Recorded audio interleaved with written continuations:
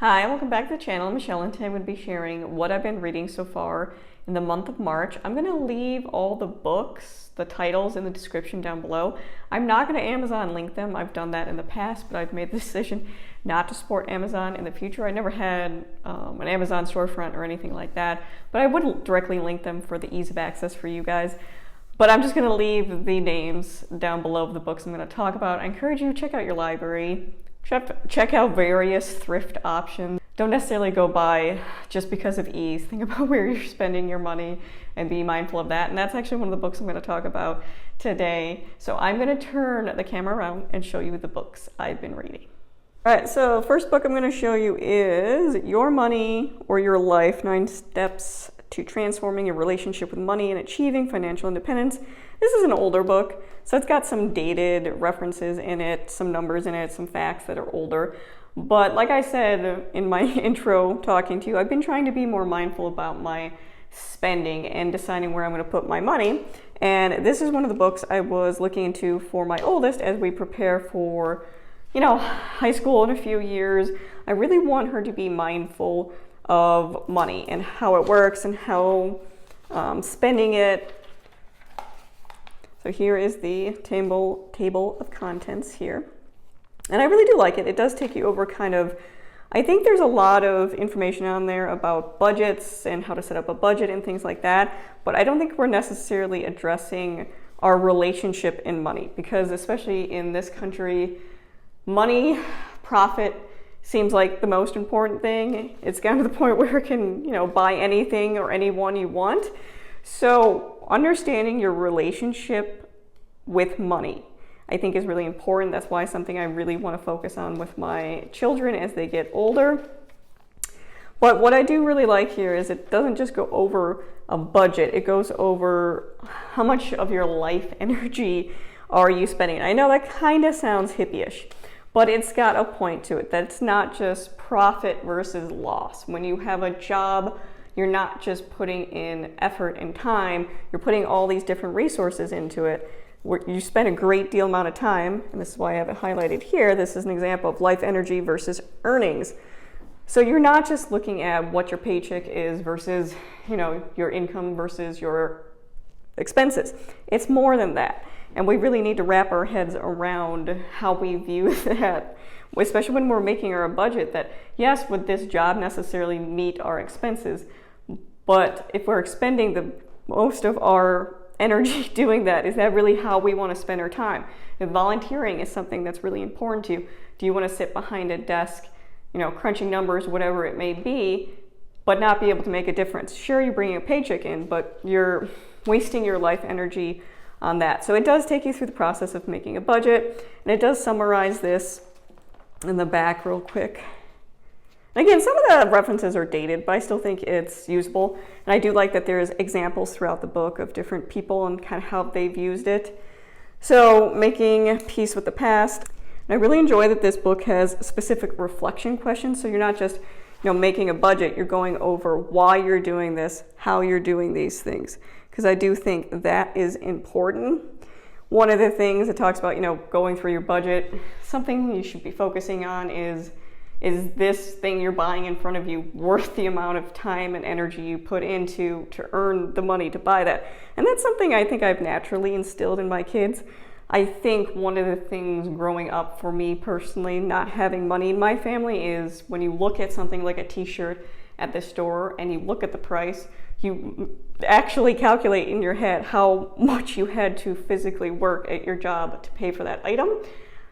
And if you have free-flowing income, I think you don't necessarily always see that. So my kids do earn an allowance, and they will do that naturally now. We went to Five Below recently. My 8-year-old saw something she wanted. It was a Lego Kitty brick birthday cake thing you build. And she calculated the price. She calculated how long she would have to work to buy that for herself. And then she figured if it was worth it or not. And she's currently saving up for that. I think that's setting up really good money goals and a relationship with money. That money isn't everything. That is it really worth it to buy this item with the amount of energy and time you put into it? Another thing I really like is mindful spending. It goes over this about, do we really want to support companies that aren't treating their workers fairly. Because I think that is an issue, and I'm not saying go buy the most expensive thing because it's well made, but do the best you can within your income limits. I think that's something I'm really emphasizing with my kids too, how to minimize your spending. So I do think this was a good book, and it's something on my list for my oldest.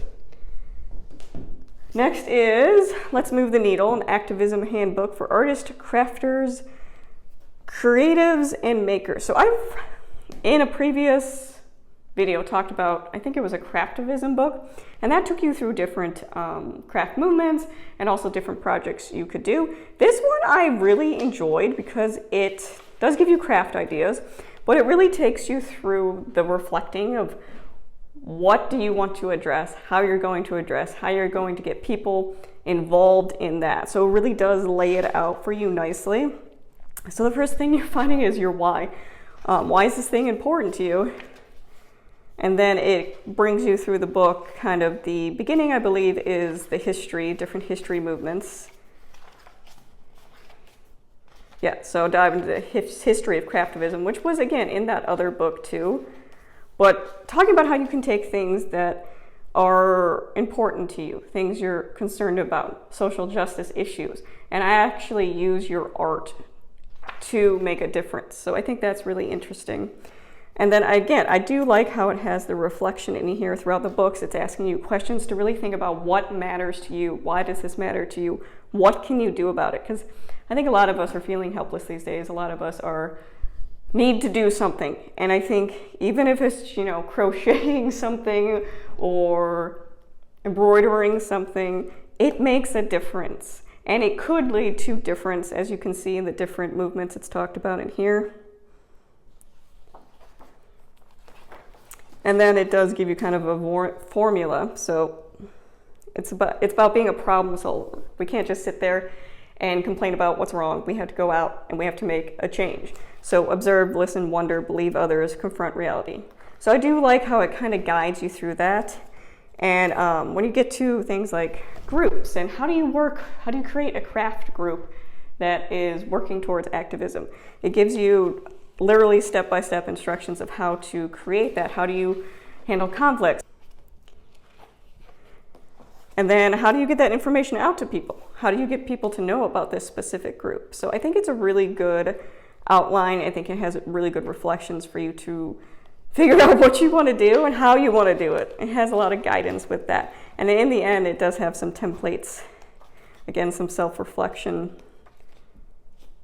how to take action. Because I do think a lot of the time we really have to think about it. And there are case studies throughout the entire book that kind of help guide you. So they give you an example, an outline of how you would do it, and then they give you an example, which for me is exactly how my brain works. So I thought that was really good. Next is Caste, The Origins of Our Discontents by Isabel Wilkerson. This was a really good book. I will say it was really difficult to read right now with what's going on in the world and specifically in the United States. But I think it's a really important read. I think it's hard, but I think it's important truth-telling.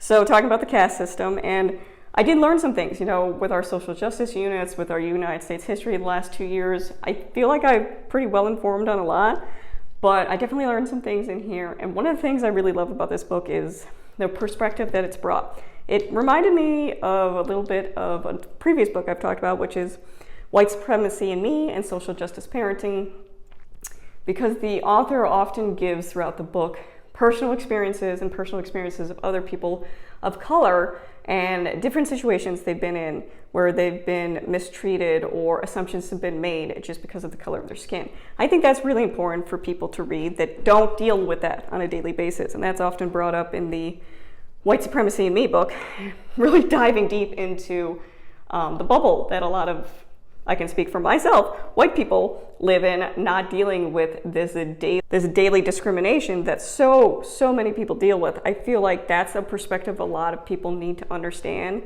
And it's, especially if you only surround yourself with particular groups of people, you don't get that understanding. And some of it definitely was hard to read. When they're talking about lynchings in here and how people would often, back then, take pictures in front of them and use them as postcards to send people. That is truly disturbing and sickening stuff, but it's important to learn because I think this really kind of helped me understand what's going on today. How is this possible? Why can so many people be okay with what's happening? And it really boils down to power, whether it be real power or perceived power of a certain caste over another. And that caste will do anything they can to maintain that power. So it did kind of answer my why. Why is this happening? What's going on with people? Because I do really try to understand other people's perspectives, and I've been having a really hard time with that lately. So this did give me some insight into that, to understanding the system, the foundational system, especially in the United States.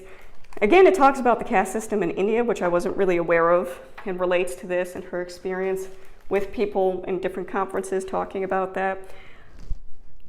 Again, how race, color is a big thing in the United States and other countries. It's not seen that way, that it's very uniquely United States thing. And again, it's foundationally in our Constitution, it's in our laws, it goes through the history. Again, I'm familiar with a lot of the history because we've gone through the United States history in our homeschool the last 2 years.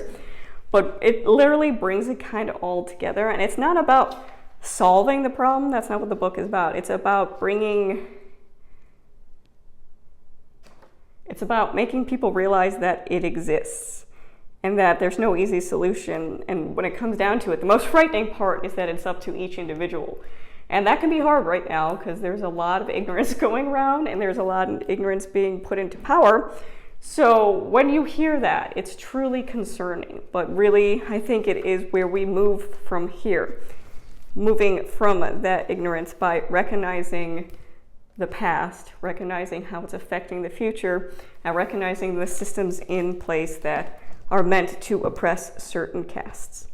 So, highly recommend that. There is a kid or a younger version of this, which I plan on using with my oldest in the next couple years.